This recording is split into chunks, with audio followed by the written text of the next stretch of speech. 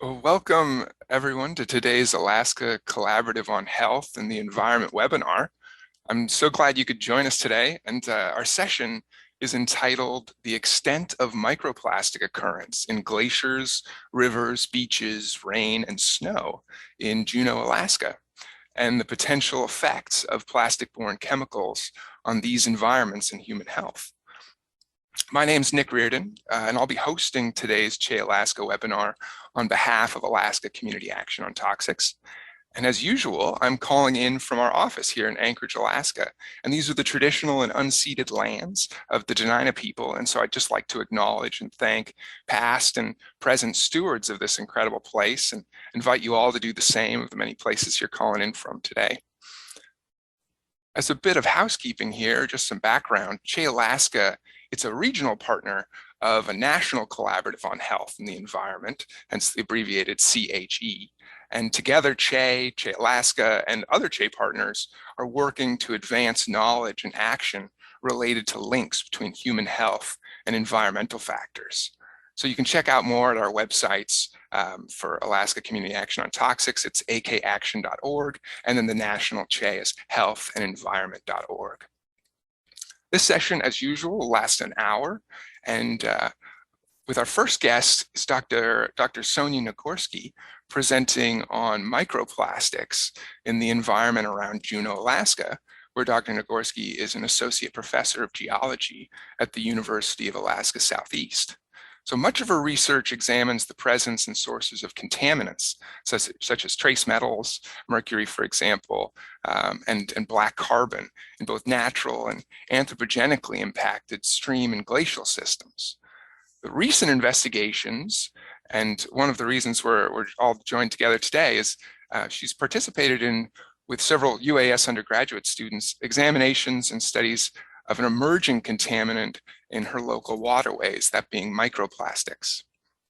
Now, in the second half of the hour, we'll also be hearing from Pamela Miller, the Executive Director of Alaska Community Action on Toxics and co-chair of the international organization IPEN, the International Pollutant Elimination Network. And she'll be sharing some of the findings from a soon-to-be-published ACAT report on environmental health concerns associated with chemicals leaching from these plastics and microplastics, with a focus on climate change and Arctic environments. So as always, we'll have time at the end for questions, and so feel free to pop those into the Q&A or chat box. And yeah, welcome again to both of you. Thanks so much for joining us. And yeah, Dr. Nagorski, please take it away. Thanks so much, Nick, and thanks everybody for joining this webinar. I can't see you, but it's nice to know that there's interest out there in this topic, and I thank you for taking time out during what's such a busy and ever-changing time in the world to look at this aspect of global pollution in our corner of Alaska here. So I would actually also like to start by taking a moment to acknowledge that I live and work on the traditional lands of the Akwang Tlingit people, so Gunashchish. And I will now then move on to sharing my presentation screen with you to launch this presentation on the work that my undergraduate students and I have been doing at UAS for the last close to 2 years now to investigate this emerging contaminant. So first of all, you probably all know already that plastic is pretty much everywhere. It is for several, even though the widespread use of plastic materials began only a little more than half a century ago, it has already spread to pretty much every corner of the globe. And we know that it's pervasive in the upper level of the oceans. Oops, sorry. Not sure why this isn't advancing. One moment. Okay, here we go. Certainly in the upper levels of the ocean, We know that plastic enters the ocean from mismanaged waste on land, and it gets carried by streams or by wind, or even via direct dumping from the land or from ships and so forth. About 80% of marine plastic pollution comes off the land. And the largest contributors are small everyday products that people think, what's just this one straw or plastic bag, but that is the vast majority of it. Plastic drinking water bottles, food wrappers, and bags. So additionally, very small plastics can pass through wastewater treatment plants and enter that way. Studies have shown that a single washing of a fleece jacket, for example, can release 250,000 microfibers into wastewater. A single acrylic garment can release about 1 million microfiber particles. And about 16% of the world plastic production goes into clothing. There are also many sources from ships and from boats, for example, in the form of discarding fishing nets. And so this large plastic debris causes all sorts of terrible problems like starvation, entanglement, drowning in numerous species of marine life. And they also transport chemical contaminants, as I think Pam will expand on later. 90% of seabirds studied have plastics in their stomachs. A recent study in Australia showed that every sample of seafood measured there had some amount of plastic in it. People eat that seafood, and including the microplastics in them and the attached contaminants, and scientists are only beginning to understand these kinds of effects. So plastics travel thousands of miles from where they came from. These photos come from remote Pacific islands where plastic trash is washed up on the shore. And so the Pacific Ocean is particularly notorious for this because of all the coastlines in Asia and then North America and South America that contribute waste directly into the ocean. And so all the oceans have plastic contamination, including the Arctic. And what's perhaps worse is that the surface floating plastic that we've become fairly familiar with has recently been shown to account for only a small portion, maybe even 1% of the plastic in the ocean. So plastic is generally lightweight and thought to float near the surface, but more and more there are denser, we know that there are denser plastics, such as PVCs, that do sink to the bottom, or lighter plastics get colonized by algae and other microbes that make it heavier, and then it can sink to the bottom as well. A plastic bag was even found at the bottom of the Mariana Trench. So the most recent estimates show that 22 million tons of plastics are dumped into the ocean every year. It's thought that the oceans now contain 50 trillion microplastic particles, numbers that are hard to fathom, but these is projected to double in the next 30 years if it's business as usual. And by then, when there will be more plastic biomass than fish in the oceans, unless we make huge changes very quickly. So this is obviously a tremendous problem for the oceans, and both large and small. Plastics that are particularly small, the microplastics that I'm talking about, those are less than 5 millimeters. They're either made intentionally small as additives to toothpaste, cosmetics, that kind of thing, or they start off as larger particles that then fracture and break down into smaller and smaller pieces. And they can even break down further into a size fraction called nanoplastics, which is only a few microns wide, and a micron is 1/1000th of a millimeter. And so there's also a wide variety of types of plastics in size. So it's quite a complex type of material that is hard to just characterize in one way. Now, most of the research to date has been in the ocean, and only recently has the attention turned to land. Actually, in fact, it's one of the few things that we know more about in the ocean than we do on land. Usually it's the other way around. But anyway, so there's been recent papers coming out pretty rapidly about microplastics in rivers, especially showing alarming pollution rates in rivers in Asia. Some studies in Great Britain show a lot coming through there as well, almost everywhere you look. In lakes in Africa and the Arctic, the US Great Lakes, even in soils, on glaciers, a couple studies on microplastics in glaciers, sea spray, rain, and in the air. And article here on airborne plastics says there isn't a single nook or cranny on Earth that hasn't been impacted. So here's one of these wet deposition, meaning rain or snow, or dry deposition, just dry fallout, are ways that it can, it's one of the mechanisms that can transport plastics, small plastics around the globe. And so why is plastic everywhere? Well, the amount of plastic produced to date is about 8.3 billion tons. We're now making about 400 million tons per year, and that's growing at about 5% per year, which is an exponential growth curve. Again, hard to imagine those numbers, but it's 1 million plastic bottles are purchased around the world every minute. So about 8.4% of plastics discarded in the US are recycled. So here's the primary production. In use, so the stuff that's tied up in use now, and then this is the amount discarded, incinerated, and a small percentage of it, 8%, is recycled.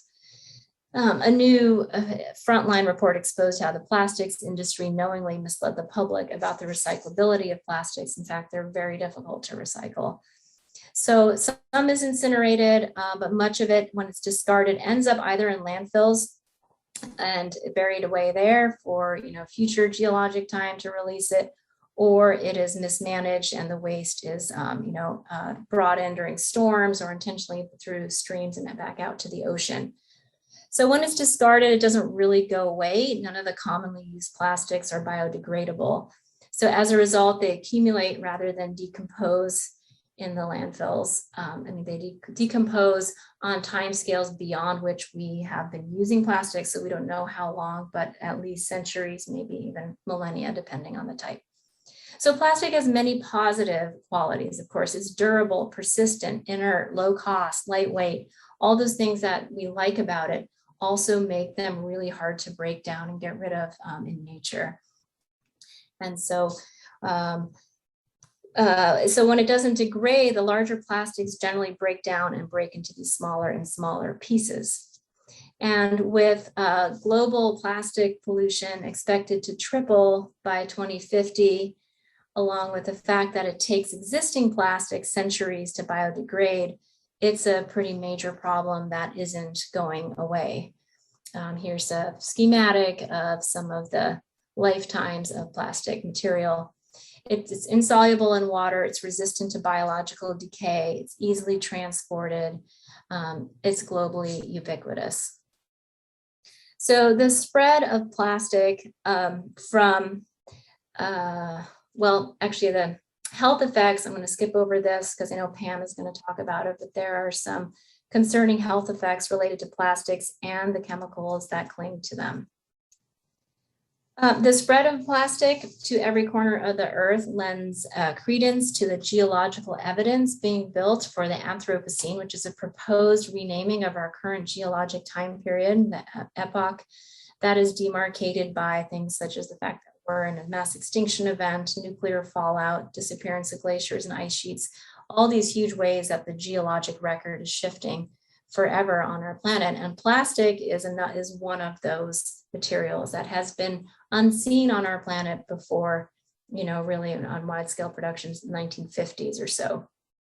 So one group of scientists estimated that we've produced enough plastic to wrap the world in a layer of cling wrap. And this wrapping will continue faster and faster if trends continue.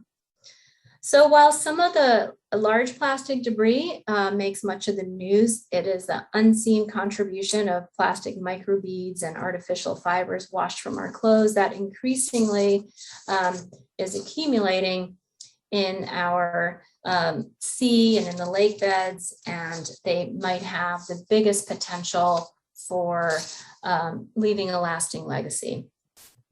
Now, the science of plastics is really new, really just in the last 10 years or so, and there are no set protocols yet for how to sample and measure them. There's little consistency across studies, and so it makes the comparisons really difficult.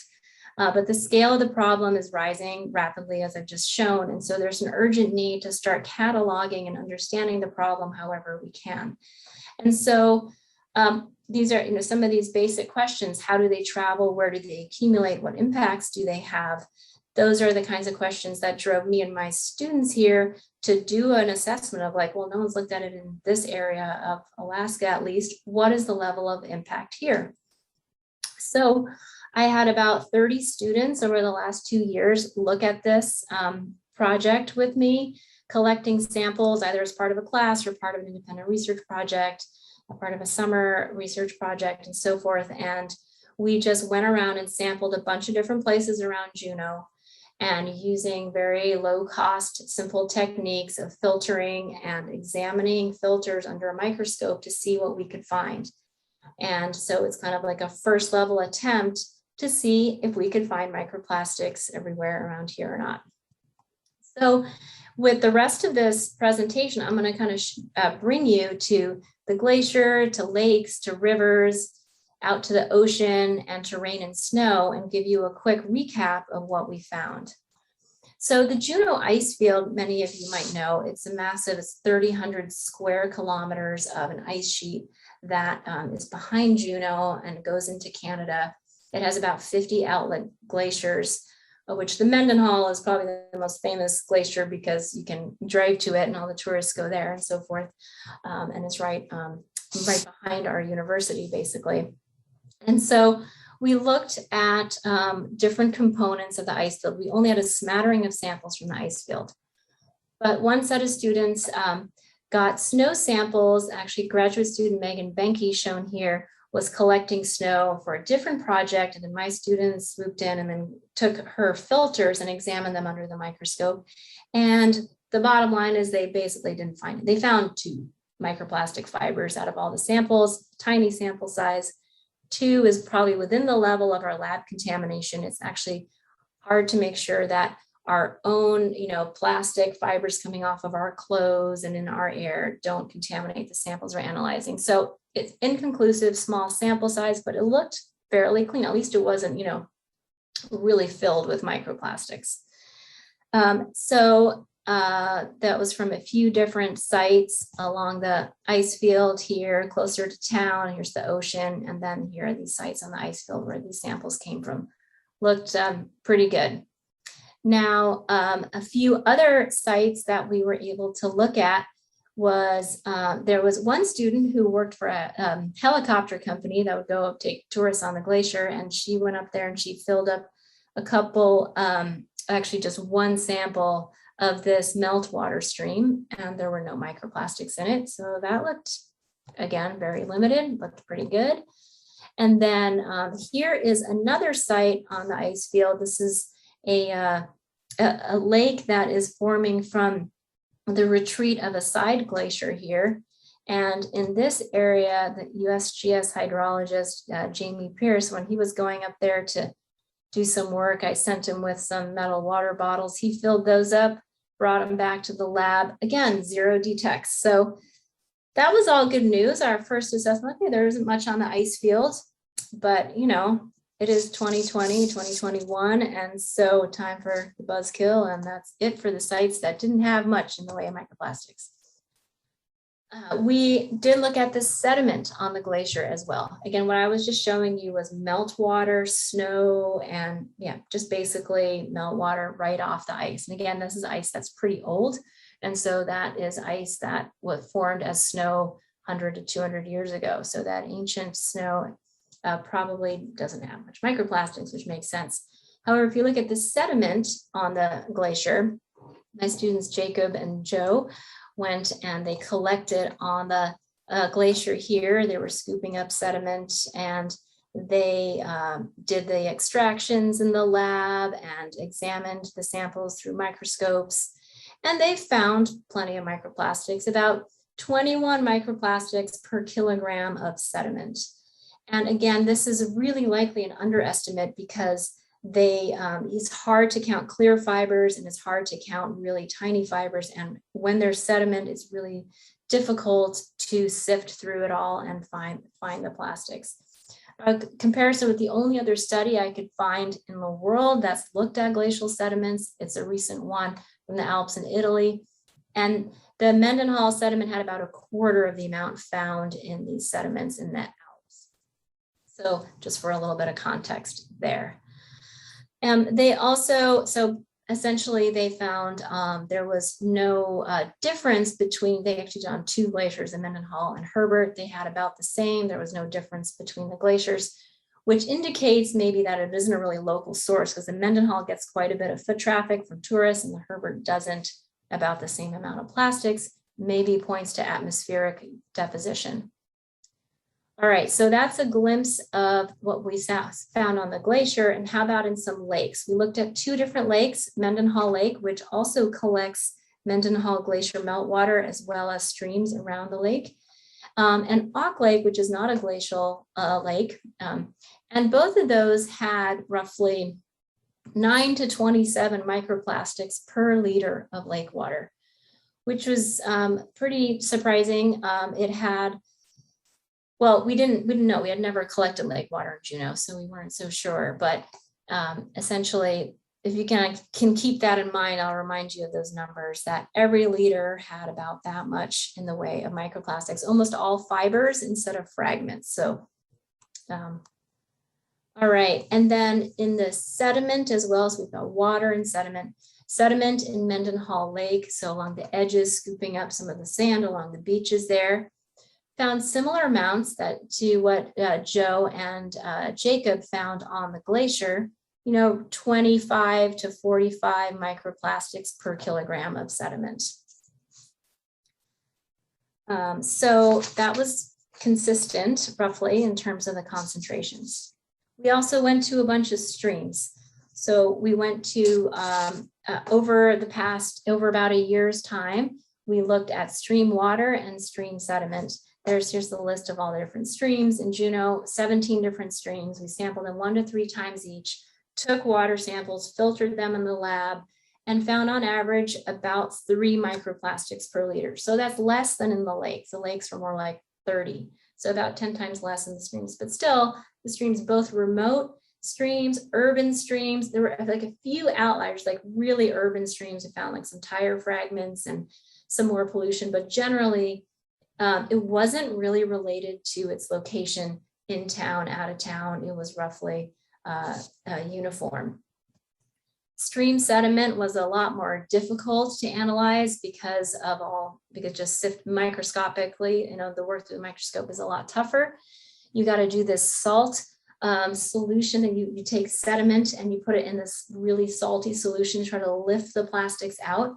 But then we found that the salt itself has microplastics, which isn't a particularly new finding, but salt from the grocery store, here's a picture of what we saw through the scope. Look at all these little blue bits in there, because a lot of the salt comes from the ocean and there's microplastics in the ocean. So what we were adding to our analyses in the sediment, we were even adding microplastics. So we were doing all these blanks. So it's tricky work for sure. Overall, what we found, a bunch of different students worked on sediment. I'm going to just skip right to the results. From out of the 63 total stream bed samples on 11 different streams, we found microplastic fibers or fibers in almost all of them, like 83% of the samples. The average was about 17 fibers per kilogram sediment, so a little less than we saw on the lakes and on the sitting on the glacier, but roughly the same ballpark. No significant difference between remote and urban streams either, again, suggesting atmospheric transport it might be important. Okay, and now just at the time. Okay, so for beaches, we went to the beaches and scooped up sediment from the beaches and grabbed water from the beach. One student took her kayak out and grabbed a bunch of water in a few different bays, and found that 15 of the 23 water samples were below detection. So we filtered and looking through the scope, we couldn't see any plastics. But those that did have detections were up to 7 microplastics per liter. And looking at how that compares Here's a global study. It's this huge citizen science study by Barrows and others. And they found, you see that most of these dots are blue, which is in the 1 to 5 microplastic per liter range. So we were kind of in line with, you know, on the lower end, perhaps, of global water concentrations of microplastics. However, there's, again, the methods are really important. This is just from doing a simple analysis through the microscope. There are far more high-tech analytical techniques that can detect particles much smaller than we can see, like on that nanoplastic scale. And it's quite possible that we're missing, you know, massive amounts of those, because there was a study that showed 12,000 microplastics per liter present in Arctic sea ice, which was, I mean, that's 3 orders of magnitude higher than what we were finding. So is it that there's more in sea ice, or is it that we're just not seeing it with our fairly crude methods of looking through a microscope with a 40-fold magnification? It's probably a combination of both. We also probably don't see the clear fibers or white fibers very well either. Okay, as for the beach sediment, so that sand on the beach, looking at that, doing that salt extraction, we found microplastics in about 77% of those samples. And how those compare, this is a bar chart from studies of microplastics in beaches, I'll zoom out again, from all sorts of national parks. And these are Alaska national parks, and the Juneau sediment that we found was on the low end of those. So just to see roughly where those fit in, and it's kind of on the low end. Again, I find that ours are probably a low end estimate, but that's how they work. And finally, microplastics in the rain and snow. And I think these were probably the most interesting results, at least to me, which is that we collected rain.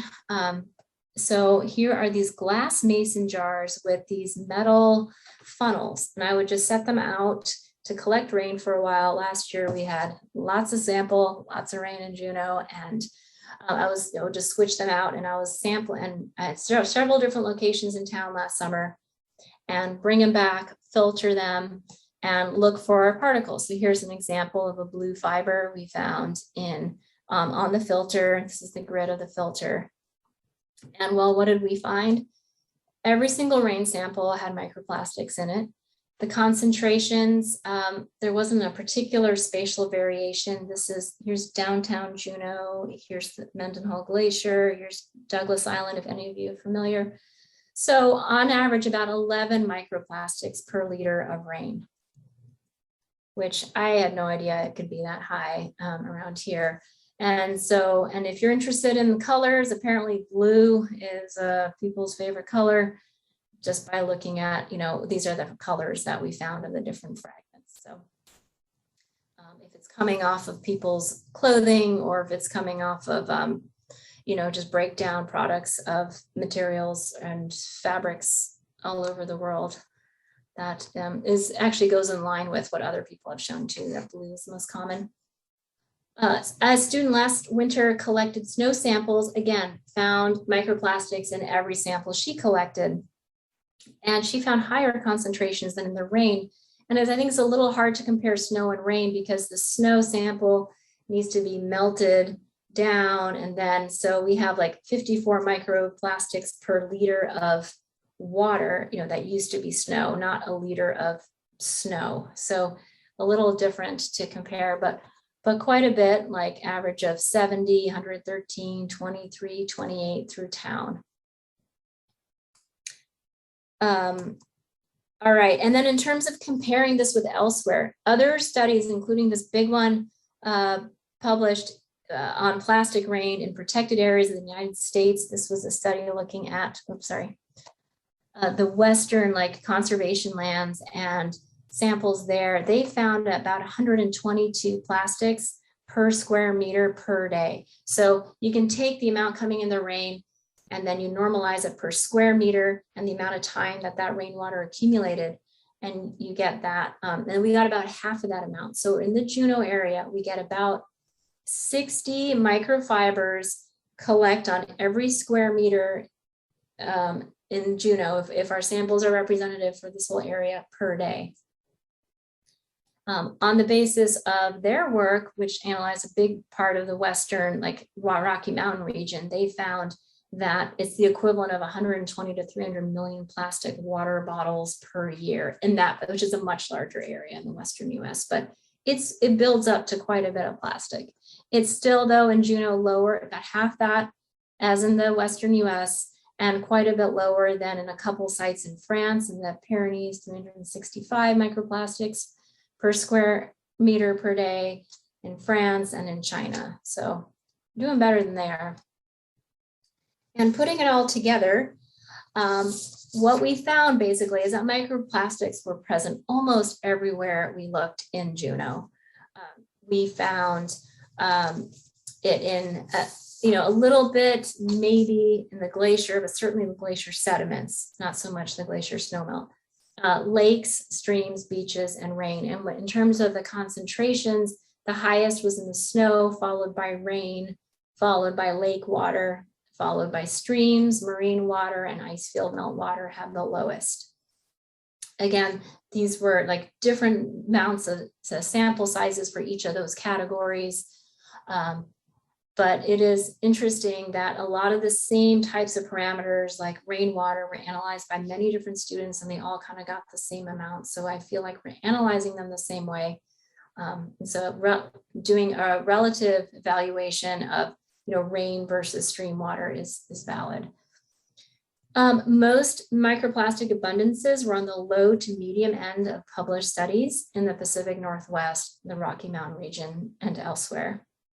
And our data, what we have so far, definitely suggests a strong role of atmospheric deposition in that we find kind of uniform or like no spatial pattern, urban to rural, and we find it in, accumulating in places and forms that don't really go with local sources. So in conclusion, I'd say it is, of course, a small world. And when this iconic Earthrise photo was taken from the Apollo 8 in 1968, it underscored how small and alone our planet is in space, and that everything we're using on our planet comes from here, and we're transforming it as people, and it's all staying here as well. And back when this photo was taken, the annual production of plastic was 27 million tons per year, and now it's 360 million tons per year, 13 times more. And so just like we learned from the rapid spread of COVID to global climate change, it is a small planet, and then what happens in one part of the world influences another part. And so there's a lot of motivation for international cooperation, individual and national level, corporate level changes to deal with this problem that is growing more and more so. With that, I want to make sure to leave plenty of time for Pam to now come in and tell us about the health effects of plastic. So thanks for your attention. Welcome, Pam. Thank you, Sonia. I'm just going to take a moment to share my screen here.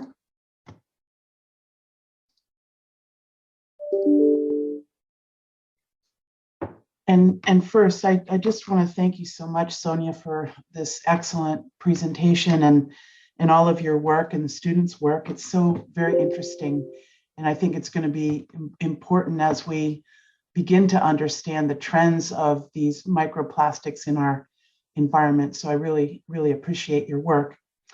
And this is a preview of a report that we hope to release soon. And I hope to give a quick summary of the report, but I also want to acknowledge Samari Sinquadat Medina, Vaiwahi, my colleagues, and two graduate student interns, Tristan Fernery of Yale and Samantha Tracy of Harvard, who interned with us these past 2 summers and made major contributions to this effort. So I really just want to acknowledge and thank them.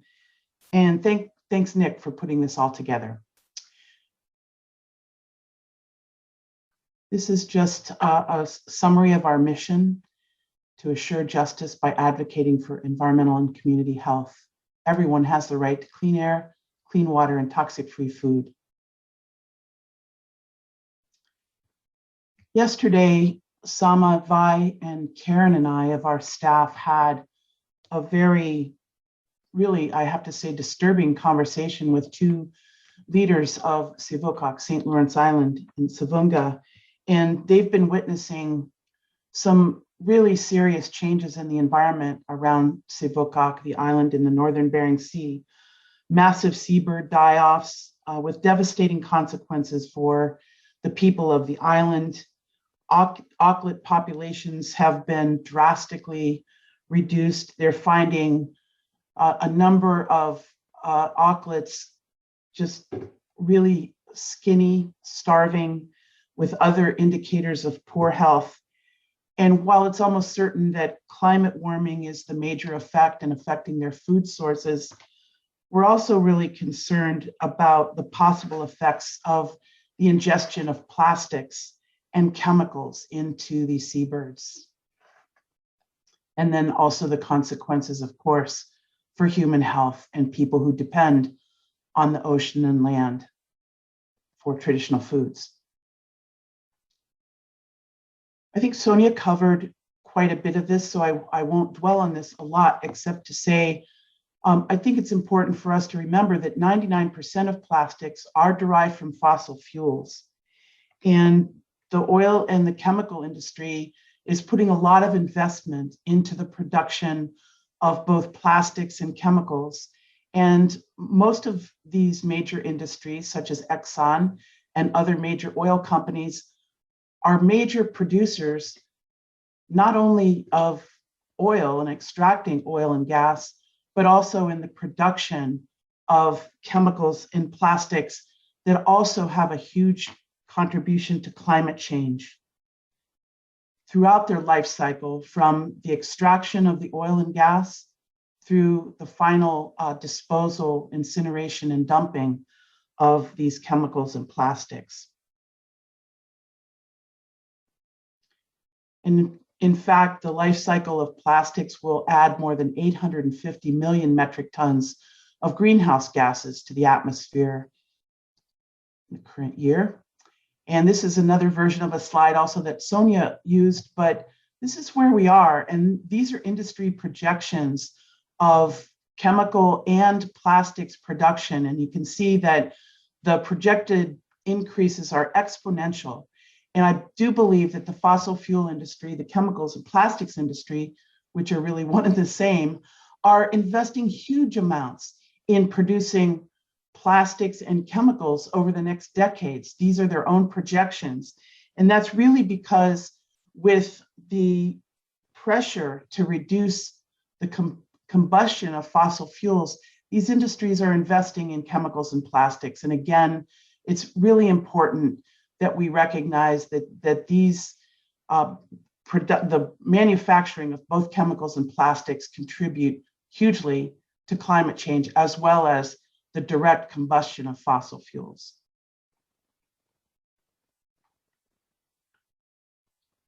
I won't spend a lot of time on this, but these are the major types of plastics that we have in our households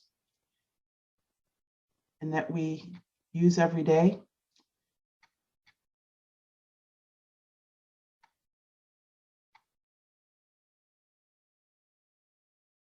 And ultimately, as Sonia pointed out, most of these cannot be recycled, a very small percentage. So they end up in dumps, in landfills, in our oceans, and or are incinerated, also having huge health implications.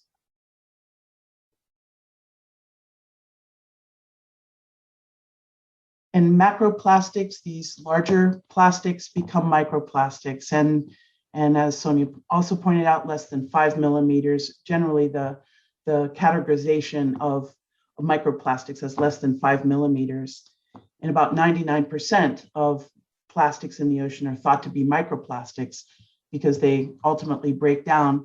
And while we see the physical effects of the choking and strangling of marine life with macroplastics, the effects, the toxic effects of microplastics and the harm caused to organisms, including humans, is really not visible.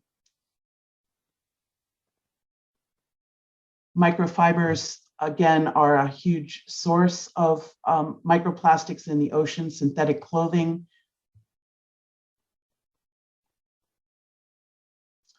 And this is where really it all comes together with climate change in the north. And we know that the north is a hemispheric sink for persistent industrial chemicals that move into this region from lower latitudes, can travel hundreds and thousands of miles into this region and accumulate in the fat-rich food web of the North and of the Arctic.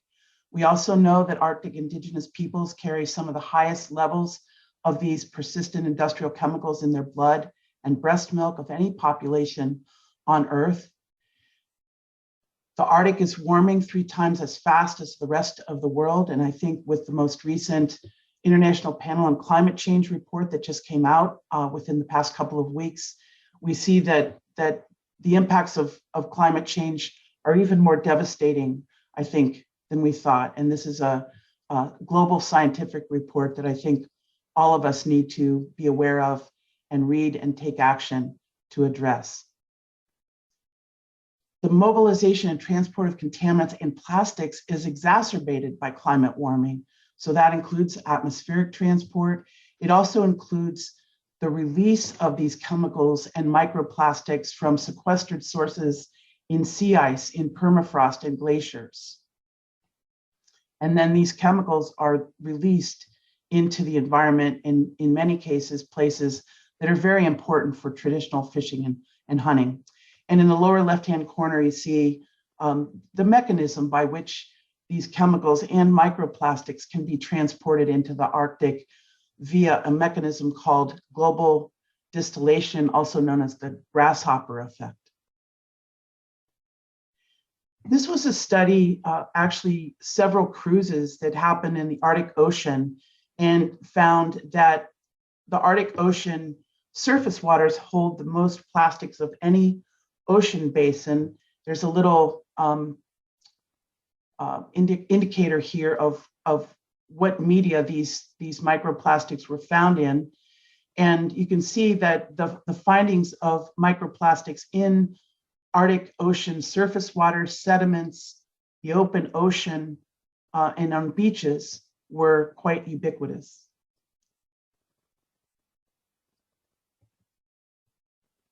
So again, the Arctic Ocean contains more plastic waste than any ocean, up to 14,000 grains of microplastics in every sample of snow in the Arctic.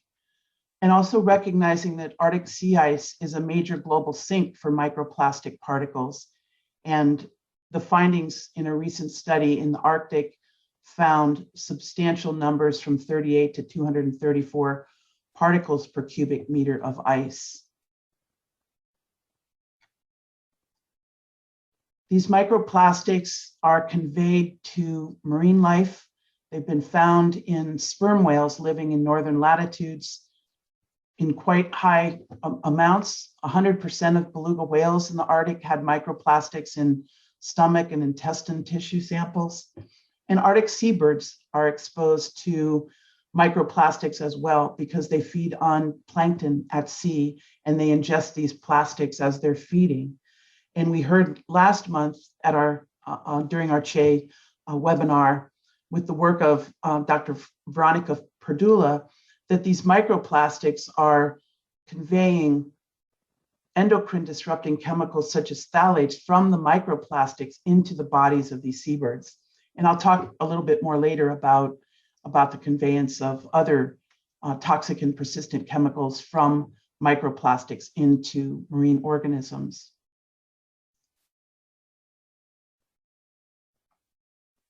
We believe that microplastics and the chemicals that are contained with them, both absorbed onto and into the microplastics when they're at sea, and the chemicals that are used as additives in the plastics themselves are important sources of endocrine disrupting chemicals that can affect human health.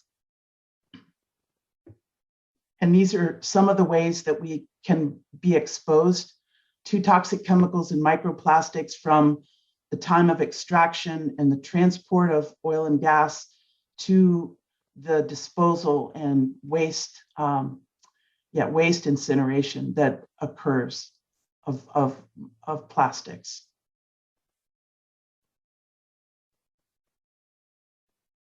And while I think the science of understanding the effects of microplastics and the chemicals contained in them is also quite new, I think the concern that we have here and what I wanted to convey, these are some of the ways and places in our bodies where microplastics can be found, and some of the effects, including DNA damage as well as cellular damage and inflammation. But a recent study, 2021, by Ragusa et al., found the first evidence of microplastics in human placenta.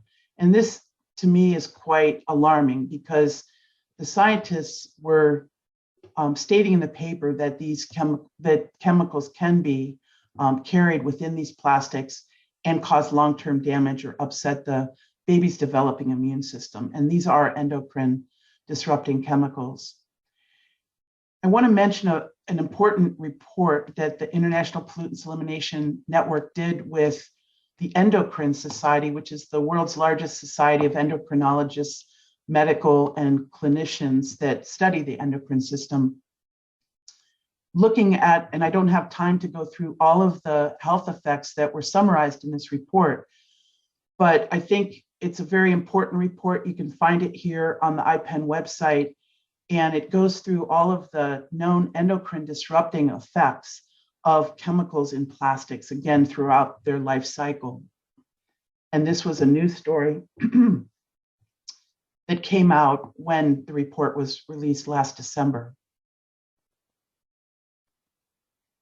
This is another paper, I think, that again points to the emerging threat of microplastics in the ocean to human health.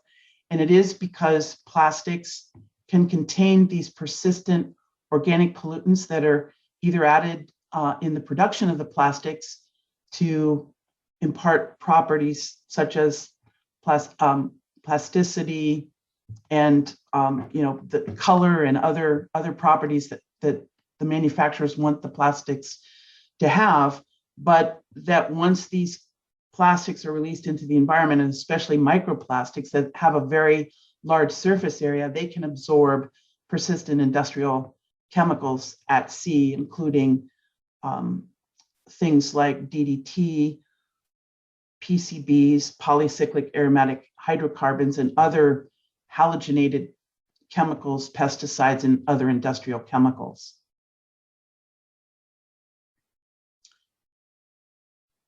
I just want to spend a little time because, as Sonia also pointed out, this is a global problem that can only be solved through really dedicated global action. These are the major chemical conventions. There's not yet a plastics treaty, but we're working very hard. And there was a recent Science article about the need for a global plastics treaty. We've worked from the very beginning on the Stockholm Convention, and there are now chemicals being added to the Stockholm Convention that are chemicals conveyed through microplastics into the marine environment and into remote regions, including the Arctic. This is a slide about the importance. The language here is from the preamble of the convention, and it acknowledges the vulnerability of Arctic ecosystems and indigenous communities. And really, because these chemicals and microplastics do not respect political boundaries, the Stockholm Convention is really important because it's the only legally binding mechanism that can control and eliminate the production and use of these chemicals. And this soapstone sculpture that you see here was given to the Secretariat of the Stockholm Convention by the Inuit Circumpolar Council to remind them that these are not abstract issues. These are issues that affect the health and well-being of women and children and future generations in the Arctic. I want to just give one example because I know I don't have much time, but this is a chemical, UV 328, that's really significant. It was nominated to the Stockholm Convention by Switzerland last year. It is a high production chemical that's used as an ultraviolet stabilizer or absorber in plastics to prevent the breakdown that can be caused by UV light. And it is very present in microplastic particles throughout the world. And recent studies have shown that it's found in extremely high concentrations in the preen gland oil of seabirds that were sampled on remote islands around the globe and in other marine wildlife. And the seabirds were sampled on remote islands around the planet, and including seabirds sampled on Sebookock or St. Lawrence Island, were found to have this chemical UV 328. And this is a prime example of a chemical in plastics that's added to plastics that is carried into remote regions via microplastics and then transmitted into the food web with, I think, profound implications not only for marine wildlife, but also for human health. This chemical is highly toxic. It's toxic to the liver and kidney in particular, but it's also an endocrine disrupting chemical. This problem seems insurmountable, but I do want to convey hope. I think really what is going to address this problem more holistically is global action and all of us working together on policies to change the ways we allow the industry to produce and use these toxic plastics and chemicals. But there are some things that we can do at home, including the elimination of single-use plastics and those non-essential plastics, establishing zero waste initiative. I won't dwell on all of these, but there's a very important bill at the national level right now called HR 4050, the Break Free from Plastics Law. And this is something that we really need to convince our congressional members to support, because it really has some important provisions that can reduce and eliminate the use of plastics on the national level. And here is our contact information. I really thank you all for joining the call today. And again, really appreciate Dr. Nagorski's presentation, and thank you, Nick.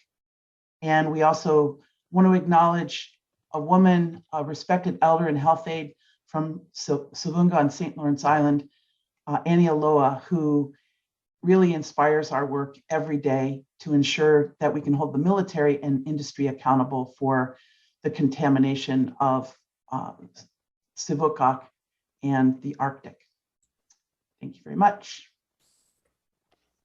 Thank you, Pam, and thank you, Sonia, both of you, for those wonderful presentations. And yeah, really, I think the quality of the information there was really superb.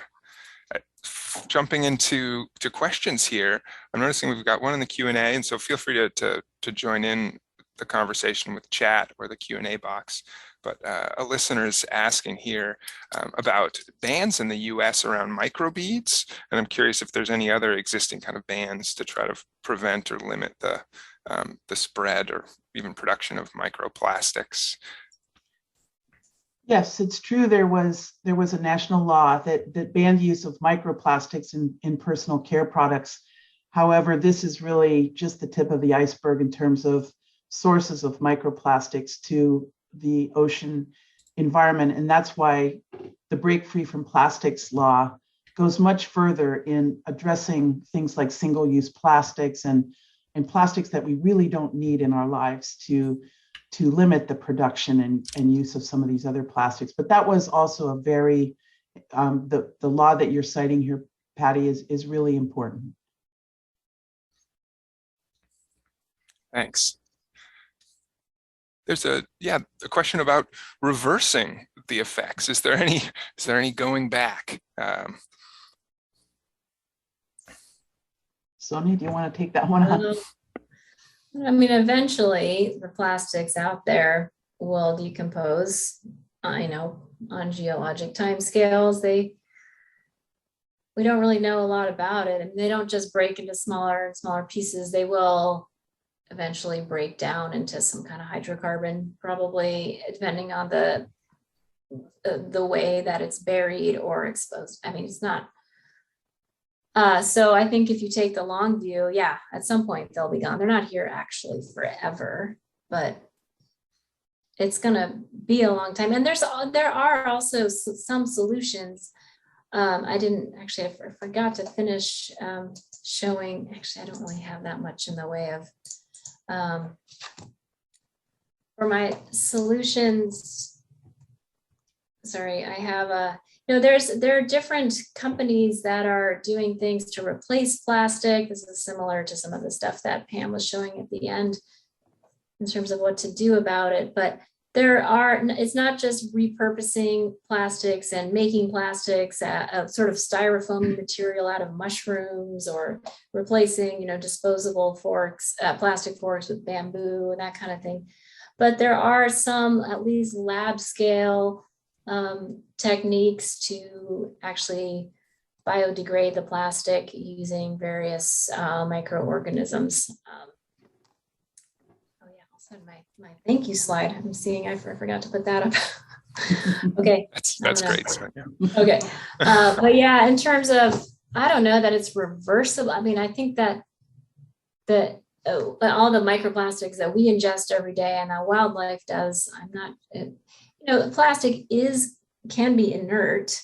That's one of the properties that we like about it. So I don't think there's enough evidence to show that every piece of plastic that goes into an organism doesn't just come out the other end and doesn't do much. But there is some evidence, you know, that it can, even that's smaller than a human cell, it can enter cellular structures, and what it does exactly is not very clear. The biggest evidence, I think, as Pam was saying, is sort of those co-chemicals that are doing damage. So there's like several levels of impact that I can see there.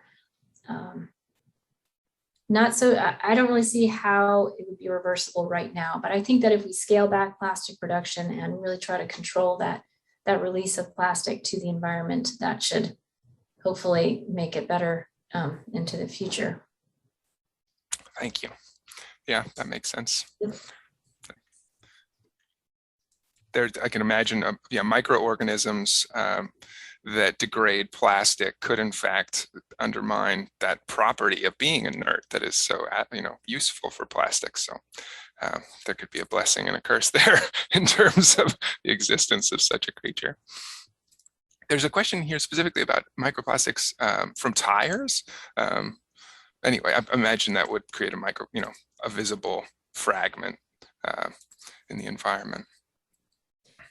Yeah, and one of our samples in Juneau, that was like right up, we have a road, a pretty busy road through Juneau, and then we sampled the stream that road crosses, and looking through the microscope of the sediment, we found little tire fragments. You can poke at it with a needle under the microscope, and it has the same property as tire fragments. And tires, so it's rubber, plastic, and other chemicals. So that is, and there was another study in the Pacific North, in the Seattle area.